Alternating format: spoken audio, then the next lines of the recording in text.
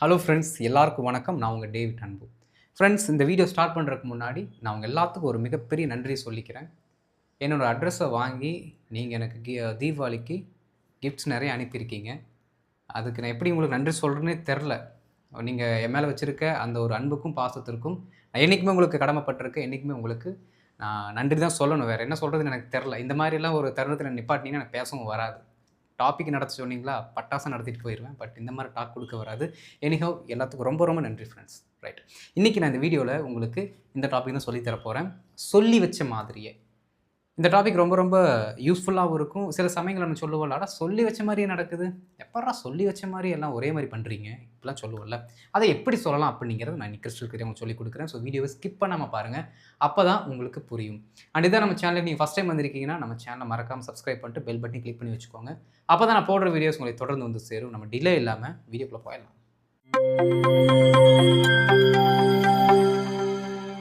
Friends, கொஞ்சம் நல்லா கவனிங்க. இந்த சொல்லி வச்ச மாதிரி அப்படிங்கிற வார்த்தைக்கு நாம் இன்றைக்கி இங்கிலீஷில் நான் உங்களுக்கு கற்றுக் கொடுக்க போகிற அந்த வார்த்தை என்ன அப்படின்னா ஒரு இடியம். சரிங்களா?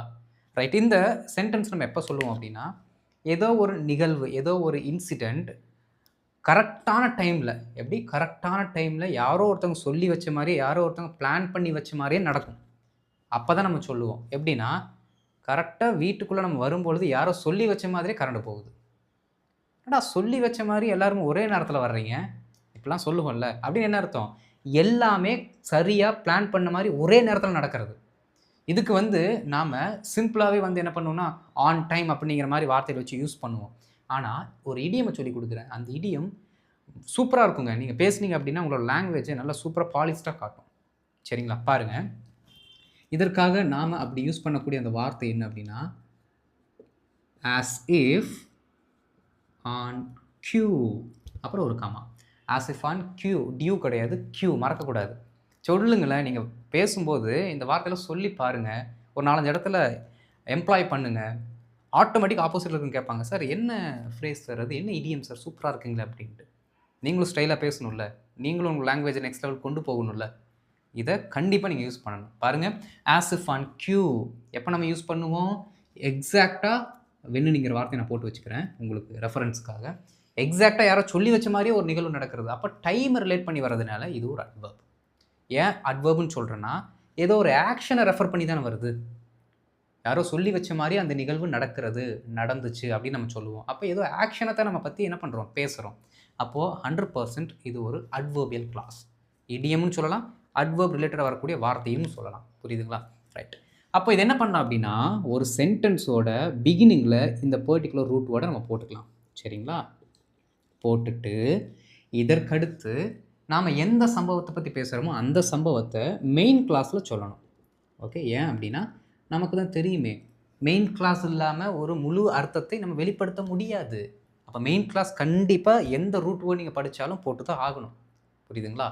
இல்லையா, இதை அப்படியே உல்ட்டா பண்ணிங்கன்னா, ஃபஸ்ட்டு நீங்கள் மெயின் கிளாஸ் போட்டுக்கிட்டு, ஓகே, கடைசியில் என்ன பண்ணிக்கலாம்னா இந்த ரூட் வேர்டை ஆட் பண்ணிக்கலாம். சிம்பிளாக முடிஞ்சிடும். ஓகே? ஆனால் என்ன, ஃபஸ்ட்டில் போடும்போது மட்டும் காமா போட்டுக்கணும்.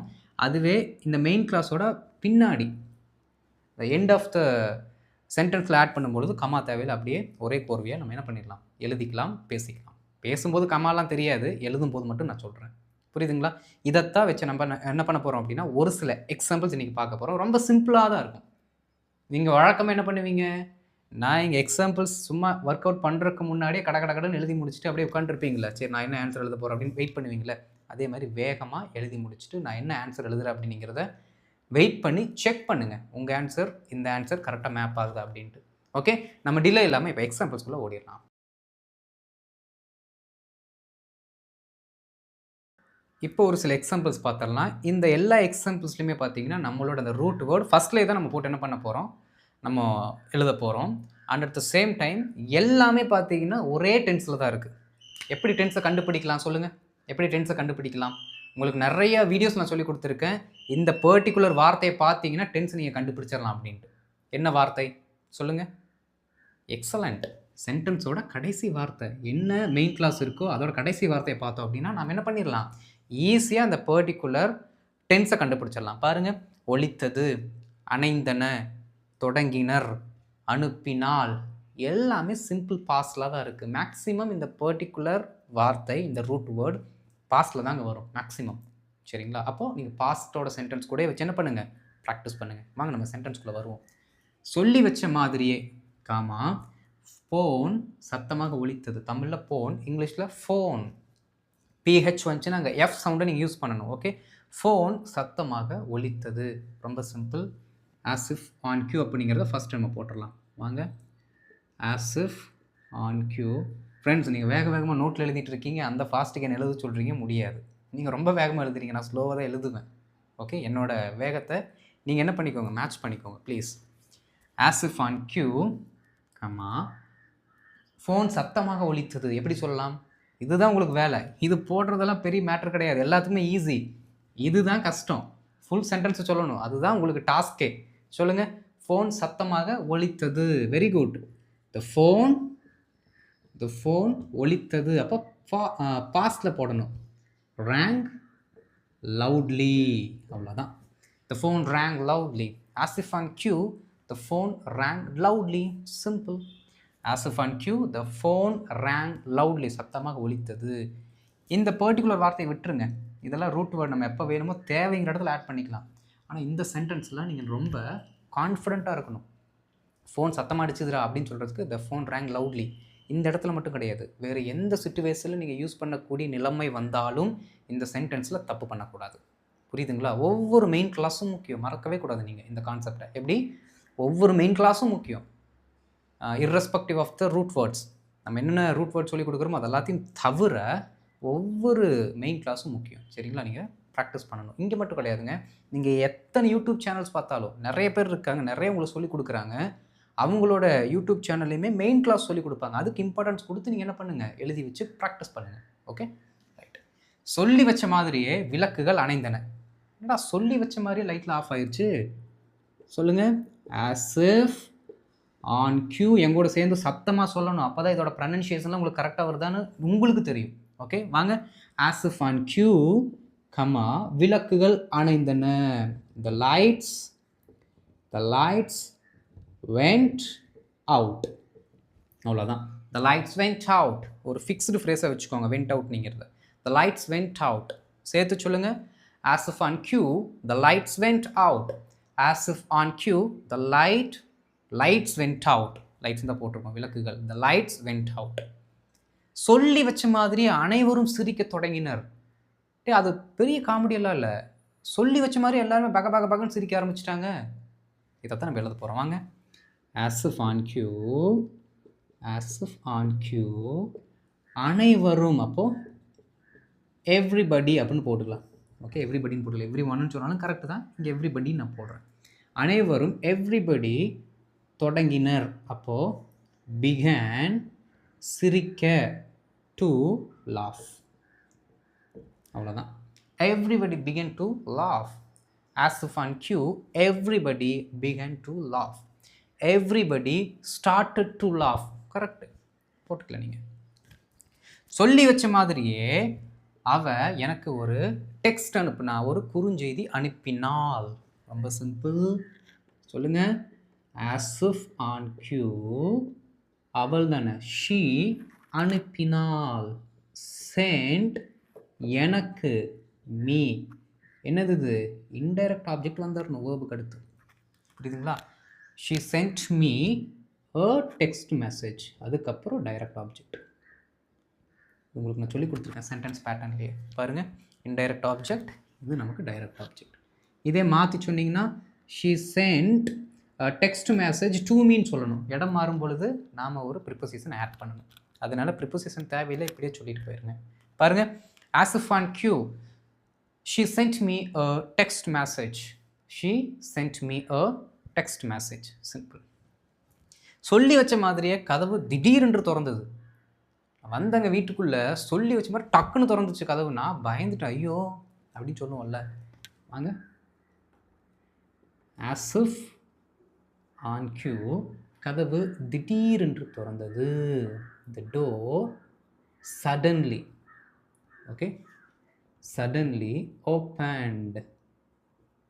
அவ்வளோதான்.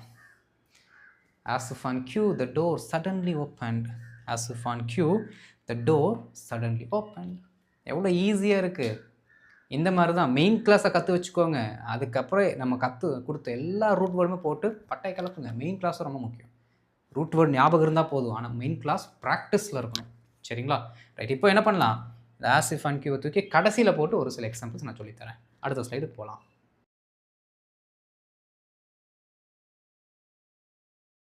ஃப்ரெண்ட்ஸ், இப்போ ஒரு சில எக்ஸாம்பிள்ஸ் ரூட் வேர்டை தூக்கி கடைசியில் போட போகிறோம். நாம் ஃபோக்கஸ் பண்ண வேண்டியது மெயின் கிளாஸில் தான். பாருங்கள், சொல்லி வச்ச மாதிரியே 2 வகையில் நம்ம சொல்லலாம். சொல்லி வச்ச மாதிரியே, சொல்லி வைத்த மாதிரி அப்படின்னு நம்ம சொல்லுவோம். சொல்லி வைச்ச மாதிரியே காஃபியின் மனம் காற்றில் நிறைந்தது. நீங்கள் ஒரு சில காஃபி ஷாப்லாம் தாண்டி போகும்போது என்ன ஆகும்னா, அப்படியே அந்த இடமே காற்றுல பார்த்தீங்கன்னா அந்த காஃபியோட ஸ்மெல் வரும். ஸ்மெல்லுன்னு சொல்லக்கூடாது, அதோட அரோமா. அதோட அரோமா பார்த்தீங்கன்னா அப்படி நிறைஞ்சிருக்கும். நமக்கு அப்படி ஃபீல் ஆகும், டெம்ப்ட் பண்ணும். இதெல்லாம் நம்ம சொல்லுவோம்ல, அடா நான் காஃபியே குடிக்கக்கூடாதுன்னு ஒரு சபதம் எடுத்திருக்க, சொல்லி வச்ச மாதிரியே காஃபியோட அந்த அரோமா காற்றுல அப்படியே நிறைஞ்சு வருது, ஏன் இப்படி டெம்ப்ட் பண்ணுது அப்படின்னு நம்ம சொல்லுவோம். பாருங்கள், சொல்லி வைத்த மாதிரியே காஃபியின் மனம் காற்றில் நிறைந்தது. இப்போ இதை ஃபஸ்ட்டு போட்டு இதை தூக்கி பின்னாடி போட போகிறோம். சரிங்களா? வாங்க, காஃபியின் மனம் காற்றில் நிறைந்தது. எத்தனை பேர் இப்போ நான் எழுத போகிற சென்டென்ஸும் உங்கள் நோட்டில் எழுதியிருக்கீங்கன்னு பாருங்கள். அப்படி எழுதியிருந்தீங்கன்னா உங்களுக்கு 100 mark. Okay, right. The aroma of coffee filled the air. அவ்வளோதான். The aroma of coffee filled the air. நான் போன அந்த கோர் ஐடியாவை சொல்லி கொடுக்கும்போது ரூட் வேர்டு பின்னாடி வந்தால் கம்மா போட வேணான்னு சொன்னேன், ஆனால் கம்மா போடணுங்க. சரிங்களா? கம்மா போட்டுக்கிறது நல்லது. ரூட் வேர்டு என்ன? as if on cue. அவ்வளோதான். பாருங்கள், the aroma of coffee filled the air. The aroma of coffee filled the air as if on cue. as if on cue. புரியுதுங்களா? இந்த சென்டென்ஸ் ரொம்ப முக்கியம், திரும்ப திரும்ப சொல்லி பாருங்கள். ஓகே, சொல்லி வச்ச மாதிரியே கெஸ்ட் என் வீட்டுக்கு வர்றாங்க, வருகிறார்கள். மேலே இருக்கிறது பாஸ்ட் டென்ஸ், இந்த சென்டென்ஸ் ப்ரெசண்ட்டில் இருக்குது. இப்போ நல்லா கவனிக்கணுங்க, வருகிறார்கள் தான் போட்டிருக்கோம். இங்கே சிம்பிள் ப்ரெசன்ட் யூஸ் பண்ணுவீங்களா, சிம்பிள் ப்ரெசன்ட் கண்டினியூஸ் யூஸ் பண்ணுவீங்களா? சொல்லுங்கள், என்ன யூஸ் பண்ணலாம்? சிம்பிள் ப்ரெசண்ட்டா, சிம்பிள் ப்ரெசன்ட் கண்டினியூஸா? ரைட், எப்போது ஒரு டைம் தான் அந்த நிகழ்வு நடக்குதுன்னா சிம்பிள் ப்ரெசன்ட் கண்டினியூஸ் போட்டுக்கோங்க. வழக்கமாகவே இது நடந்துகிட்ருக்கு அப்படின்னா சிம்பிள் ப்ரெசன்ட் யூஸ் பண்ணிக்கலாம். நான் சொல்லி கொடுத்துருக்கேன் ஆல்ரெடி உங்களுக்கு. நம்ம இங்கே என்ன பண்ண போகிறோம், சிம்பிள் ப்ரெசன்ட் கண்டினியூஸ் தான் எழுதணும் அப்படின்னு நீங்கள் சொன்ன கரெக்டான ஆன்சரை தான் இப்போ நம்ம பண்ண போகிறோம். வாங்க, விருந்தினர்கள் வீட்டிற்கு வருகிறார்கள். ஓகே, the guests are arrivingனு போட்டுக்கலாம். சரிங்களா? the guests are arriving home. Okay, to home போடக்கூடாது. to home எப்போ போடணும்னா, இந்த டூக்கு அடுத்து நீங்கள் இந்த மாதிரி பொசசிவ் ப்ரொனவுன் ஏதாவது போடணும். to my home, to their home, to our home, இந்த மாதிரி ஏதாவது சொன்னால் தான் to போடணும். அந்த மாதிரி எதுவுமே சொல்லலை அப்படின்னா நீங்கள் டைரெக்டாக என்ன பண்ணிக்கலாம், ஹோம்ங்கிற வார்த்தையை போட்டுக்க வேண்டியதான். பாருங்கள், the guests are arriving home, as if on cue. நிறைய டிப்ஸ் நான் உங்களுக்கு சொல்கிறேன் இடையில, எல்லாத்தையுமே நோட் பண்ணி வைங்க, மறக்கக்கூடாது. Okay, the guests are arriving home as if on cue. the guests are arriving to my home as if on cue. புரியுதுங்களா? ரைட், சொல்லி வச்ச மாதிரி எல்லாம் நடக்குது. சொல்லி வச்ச மாதிரி எல்லாம் நடக்குது, ரொம்ப சிம்பிள். எல்லாம் நடக்கிறது. அப்போது எவ்ரிதிங் இஸ் ஹேப்பனிங். அவ்வளோதான். Everything is happening as if on cue. அவ்வளோதான். Everything is happening as if on cue. என்னடா எல்லாம் சொல்லி வச்ச மாதிரி நடக்குது, என்னடா பண்ணுவேன், எல்லாமே நான் நினைக்காதெல்லாம் நான் என்னென்ன நினைக்கலையோ அதெல்லாமே சொல்லி வச்ச மாதிரி நடக்குது. Everything is happening as if on cue. Everything is happening as if on cue. அப்படியே சோகமாக இருக்கிற மாதிரிலாம் பேசணும். நீங்கள் சோகமாக இருக்கிறீங்க அப்படிங்கிறது எப்படி சொல்ல முடியும்? டோனில் தான் சொல்ல முடியும். மூஞ்சி இப்படி வச்சுட்டு சொன்னாலாம் வராது, டோனில் காட்டணும். புரியுதுங்களா? ரைட். சொல்லி வச்ச மாதிரியே பேருந்து நிறுத்தத்தில் வந்து நின்றது. எப்படியாமா? சொல்லி வச்ச மாதிரியே பஸ்ஸு பஸ் ஸ்டாப்பில் வந்து நின்றுச்சு. ரைட், வாங்க எழுதலாம். The bus pulled up. இப்படி தான் சொல்லணும். பாருங்கள், இந்த வார்த்தையை நோட் பண்ணி வைங்க. The bus pulled up at the stop. Okay, the bus pulled up at the பஸ் ஸ்டாப்னு சொன்னாலும் கரெக்டு தான். At the stop comma as if on queue, அவ்வளோதான். The bus pulled up at the stop as if on queue. The bus pulled up, இந்த வார்த்தை ரொம்ப ரொம்ப முக்கியம், ஒரு ஃப்ரேசல் verb. ஓகே, சொல்லி வச்ச மாதிரியே நாய் உக்கிரமாக குறைக்கிறது. இப்போ குறைக்குது. வாங்க. The dog is barking fiercely. Okay, ஃபியர்ஸ்லினா உக்கிரமாக அர்த்தம். The dog is barking fiercely, as if on cue. முடிஞ்சு போச்சு, வேலையே முடிஞ்சது. The dog is barking fiercely as if on cue. The dog is barking fiercely as if on cue. இந்த as if on cue தூக்கி அப்படியே முன்னாடி போட்டாலும் same அர்த்தம் தான். இந்த as if on cueவை ஒரு சென்டென்ஸ் நடுவில் போட்டு ரெண்டு மெயின் கிளாஸ்க்கு நடுவில் போட்டு யூஸ் பண்ணலாம், புரியுதுங்களா? ஆனால் அது இப்போ நான் சொல்லிக் கொடுக்கல, ஏன்னா அது உங்களை இப்போ கொஞ்சம் கன்ஃபியூஸ் பண்ணி விட்டுரும். அதனால் ஃபஸ்ட்டு சிம்பிளாக இதை நம்ம எப்படி யூஸ் பண்ணலாம்ங்கிறத மட்டும் உங்களுக்கு சொல்லி கொடுத்துருக்கேன். இப்போ பார்த்தீங்கன்னா இந்த as if on cue வச்சு ஒரு சென்டென்ஸ் கூட பேசுகிறது ஒரு பெரிய டாஸ்காலாம் உங்களுக்கு இருக்காது. நீங்கள் ஃபோக்கஸ் பண்ண வேண்டிய ஒரே ஒரு வேலை என்ன தான், மெயின் கிளாஸை தெளிவாக சொல்ல பழகிட்டிங்கன்னா ரூட் வேர்ட்லாம் சும்மா ஆட் பண்ணுறது தான். Okay, right. இந்த வீடியோ பிடிச்சிருந்துச்சுன்னா மறக்காமல் லைக் பண்ணிட்டு மற்றவங்களுக்கு ஷேர் பண்ணுங்கள், அவங்களும் தெரிந்து கொள்ளட்டும். அண்ட் இதுதான் நம்ம சேனலுக்கு ஃபஸ்ட் டைம் வந்திருக்கீங்கன்னா மறக்காம நம்ம சேனலை சப்ஸ்கிரைப் பண்ணிட்டு பெல் பட்டனை கிளிக் பண்ணி வச்சுக்கோங்க. அப்போ தான் நான் போடுற வீடியோஸ் உங்களை தொடர்ந்து வந்து சேரும். நான் சொல்கிற மாதிரி என்னென்ன டாபிக் சொல்லிக் கொடுக்குறோமோ அது ரிலேட்டடாக இருக்கக்கூடிய நிறைய எக்ஸாம்பிள்ஸ் எடுத்து செல்ஃப் ப்ராக்டிஸ் பண்ணுங்கள். ஓகே, அடுத்த வீடியோவில் ஒரு சூப்பரான டாப்பிக்கில் வந்து உங்களை மீட் பண்ணுறேன். அது வரைக்கும் இதை நல்லா ப்ராக்டிஸ் பண்ணிட்டுருங்க. Thank you friends.